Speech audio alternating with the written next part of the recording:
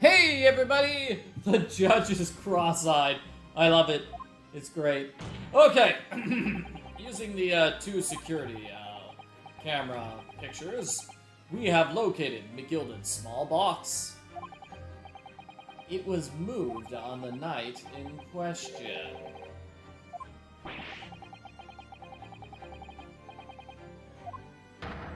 Yes, I suspect it's that. I mean, come on. There's only one box that was moved on the night in question. It's got to be McGilded's box. Is there something inside the box? Maybe the box was opened and things were taken from inside it. Isn't it important? Yeah, I think it changes everything that the box was moved. I think it's very important that McGilded's box was moved.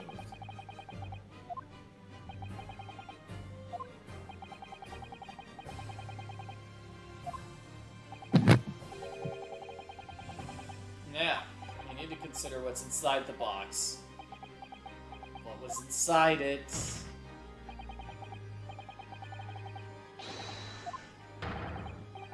Yeah, it's a vital piece of evidence.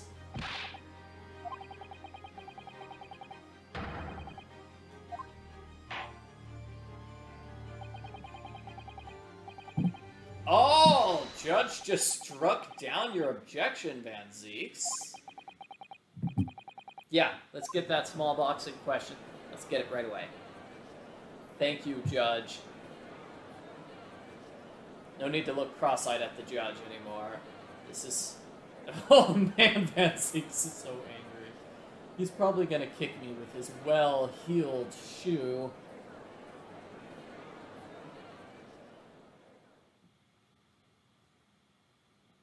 So what, everybody just stands around and does nothing? Maybe we go for recess?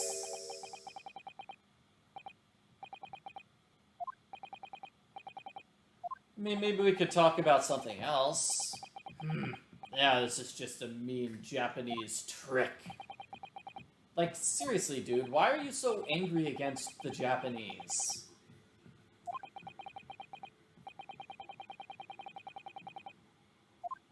The fact that I've been saying the same thing the entire time kind of proves I'm not a liar who's changing his argument all the time. I am doggedly pursuing justice.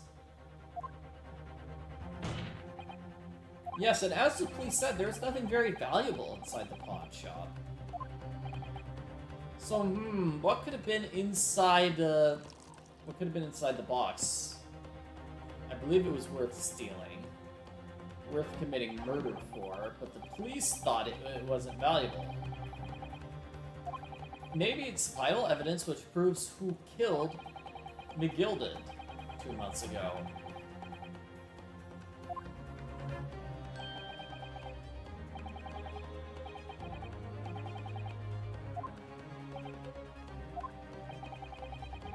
Yes, and now they're gonna push hard on the fact that McGilded was a great guy. Because if I argue against that, I'm arguing against what I said in that trial 2 months ago.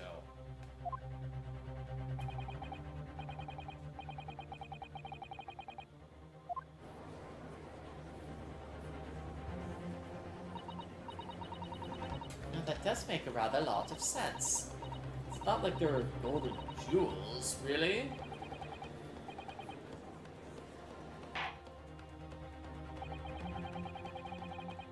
Okay, yeah, prosecution makes a great argument.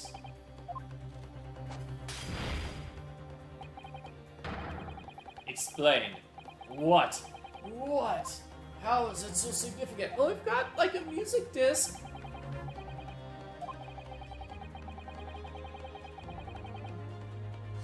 Oh, man. Do I have some evidence here? Do I have these case notes? Okay, victim found stabbed. Conviction was assured. A surprise fourth witness resulted in acquittal due to insufficient evidence. We could claim that this was the evidence that would make it sufficient enough to come to any conviction or not. Of course, it'd be hard to do that without pointing any sort of suspicion at Gina.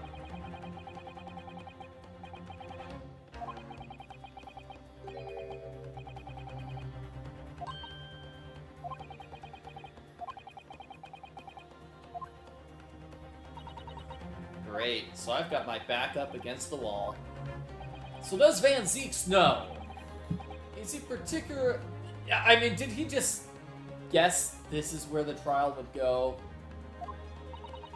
Or is he just acting out of a hatred for McGilded? Because he did indicate he really, really hated McGilded, and he's just working out his frustrations this way.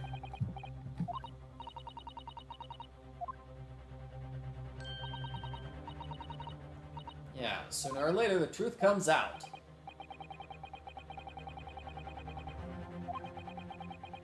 Okay, so maybe only Gina can explain the exact significance, but if she testifies, that would really hurt our chances of winning this case. What's the right thing to do? Do we ignore it or have her testify? I think we might need to have her testify.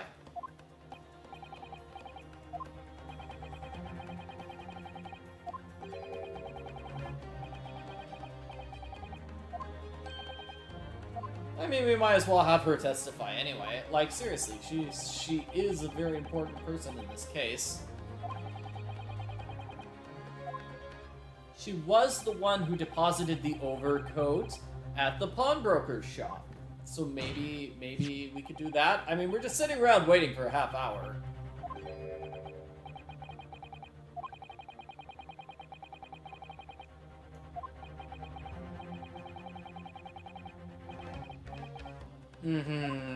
Yeah.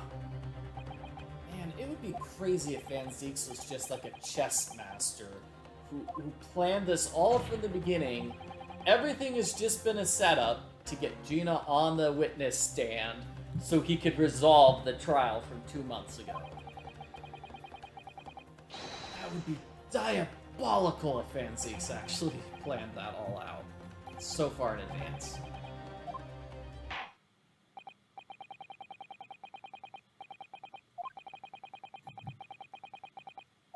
Okay, the other witnesses will just step down.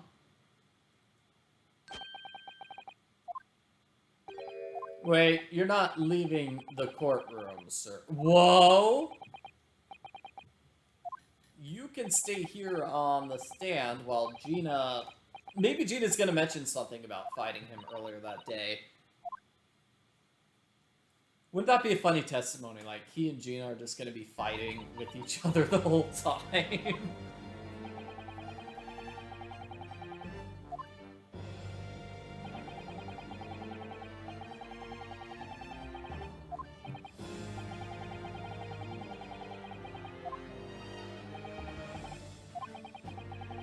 Testimony established the innocence of Mr. McGilded. The omnibus case was intriguing, to say the least. Here we are again. All together. Together again. Gee, it's great to be together again.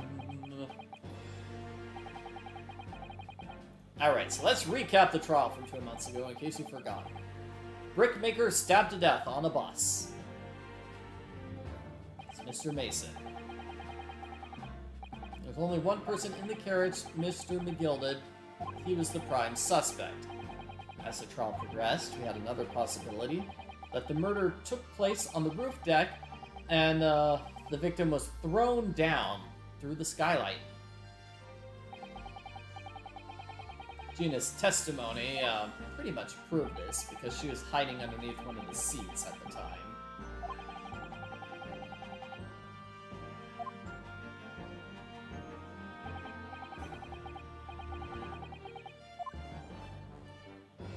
And immediately after the trial, McGilded was found innocent due to lack of evidence. We couldn't prove one way or another whether or not the murder took place inside or if it took place on top of the omnibus.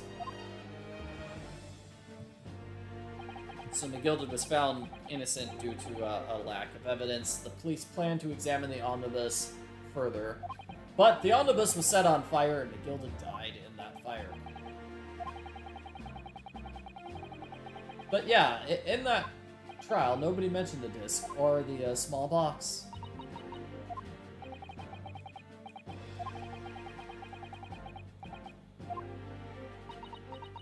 Will you tell the truth, Gina?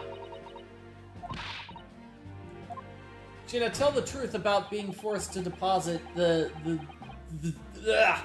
being forced to deposit McGilded's overcoat.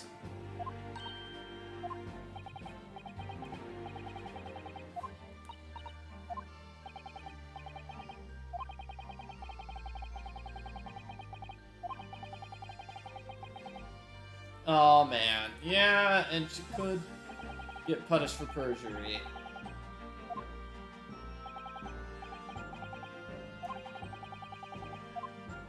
Seriously though, she could possibly talk about the overcoat, about depositing the overcoat, without necessarily having lied in the previous trial.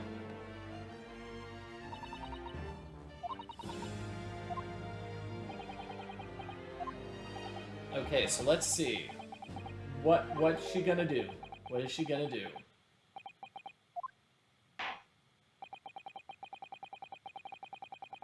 Yeah, the poor judge doesn't follow.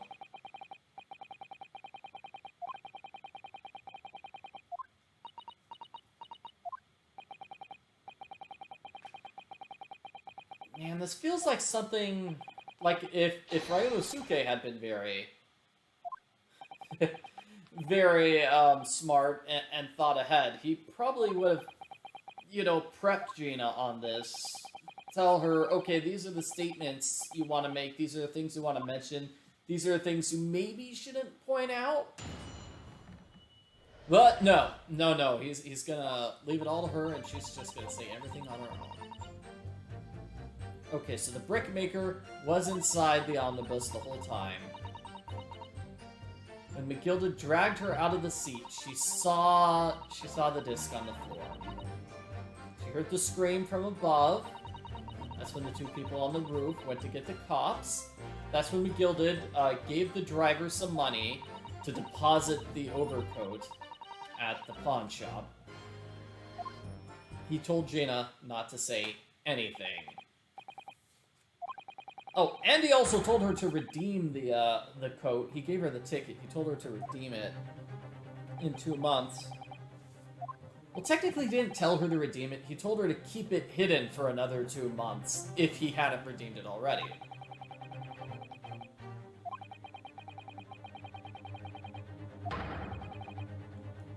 Yeah, and it does sort of sound like McGilded is the murderer here, based on this testimony.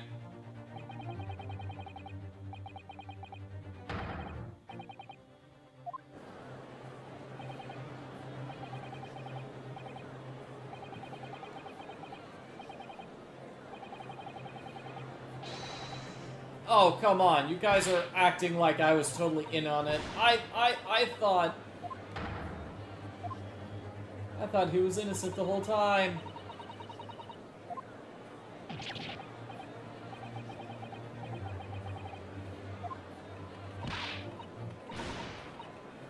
The lights have to stop. Stop. Yes, I will take full responsibility for what happened in that trial. However, that was that trial. Let's continue with this trial. We do want to hear more about these pawned articles.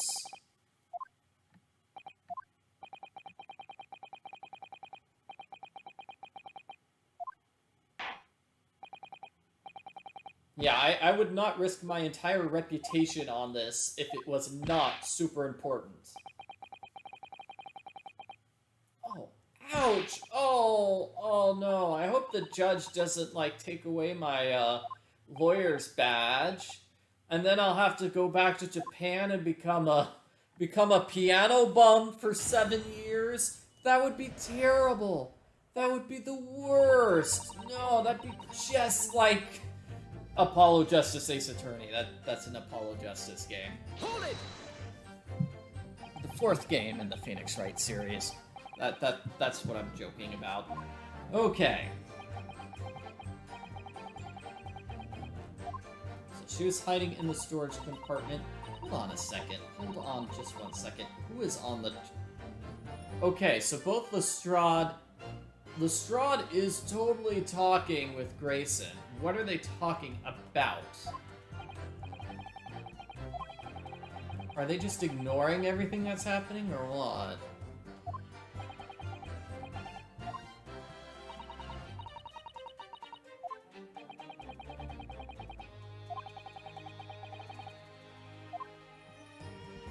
I mean, granted, Gina did lie, but she did lie under pressure.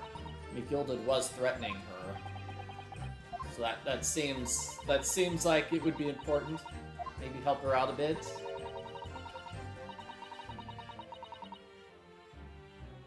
And those two are still going to be talking. Okay. I think we're just supposed to ignore the other two witnesses.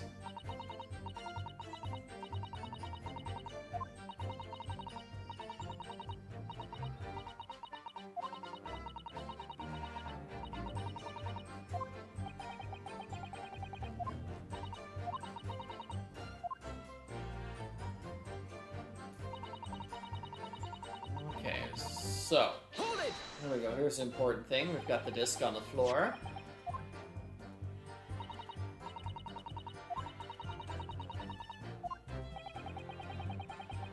So did the disc belong to the victim or McGilded?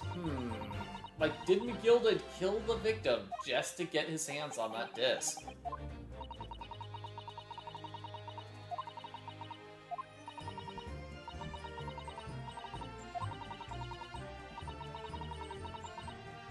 She was worried of being murdered as well. Yeah, and that's exactly what I was saying just a while ago. She was very much forced by by Mr. McGilded into making these false statements.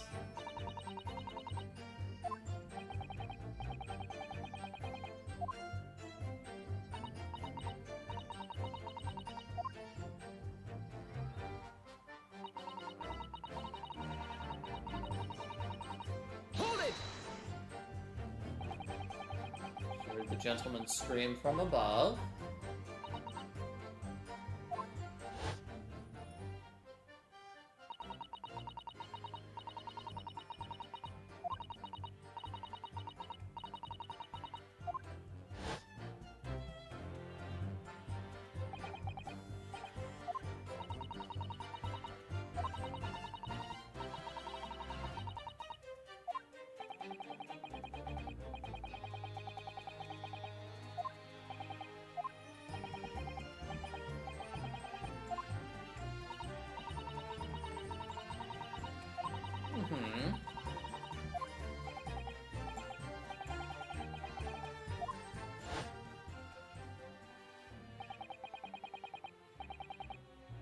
Yes. That was the driver. So it's very good we're getting this the summary of the case. Just a bit of a reminder.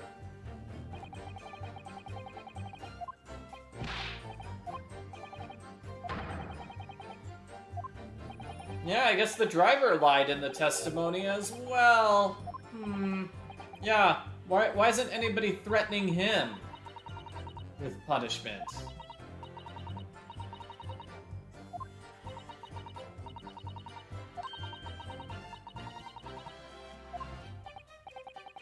Yeah, so Gina was pretty sure it was a very important thing, right?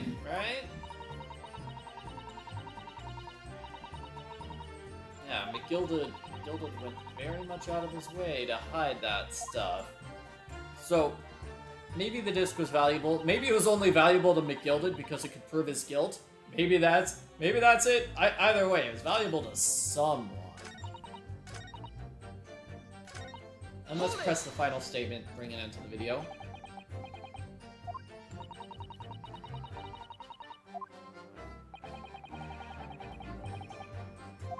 forced her to give false testimony.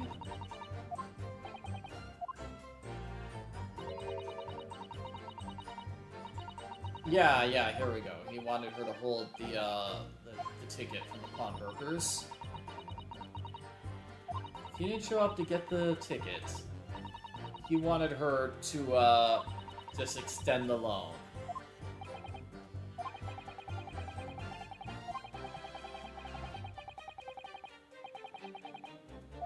Very strange. Why wouldn't he extend the loan himself?